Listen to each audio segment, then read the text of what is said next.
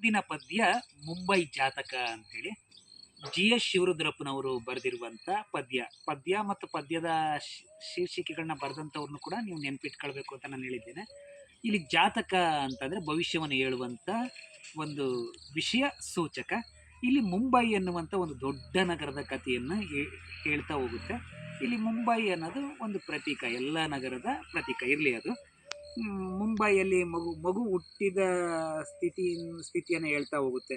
ಮಗು ಹುಟ್ಟಿದ್ದು ಎಲ್ಲಿ ಅಂದರೆ, ಎಲ್ಲರಿಗೂ ಒಂದೊಂದು ಸ್ಥಳ, ನಿರ್ದಿಷ್ಟವಾದ ಜಾಗ ಇತ್ತು ಅಂದರೆ, ಮಗು ಇಲ್ಲಿ ಹುಟ್ಟಿದ್ದು ಆಸ್ಪತ್ರೆಯಲ್ಲಿ ಹುಟ್ಟುತ್ತೆ. ಬೆಳೆದದ್ದು ಎಲ್ಲಿ ಅಂತೇಳಿ ನಾವು ಪ್ರಶ್ನೆಯನ್ನು ಕೇಳಿದರೆ, ಬಸ್ಸು, ಕಾರು, ಟ್ರಾಮ್ಗಳಲ್ಲಿ ಮಗು ಬೆಳೆಯುತ್ತಂತೆ.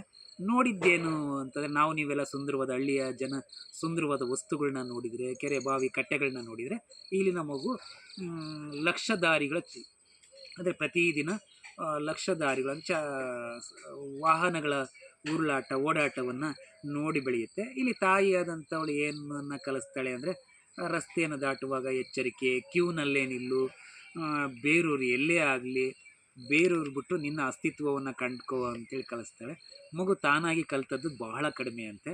ಬಸ್ ಸ್ಟಾಪಿನಲ್ಲಿ ನಿಂತ ಹುಡುಗಿಯರ ಕಡೆ ಕಣ್ಣಾಡಿಸುವುದನ್ನು ಮಾತ್ರ ಮಗು ಕಲಿತಿದ್ದಂತೆ. ಇನ್ನು ಶಾಲಾ ಕಾಲೇಜುಗಳು ಕಲಿಸಿದ್ದು ಮಾತ್ರ ಮಗು ಕಲಿತಾ ಬೆಳೆಯುತ್ತೆ.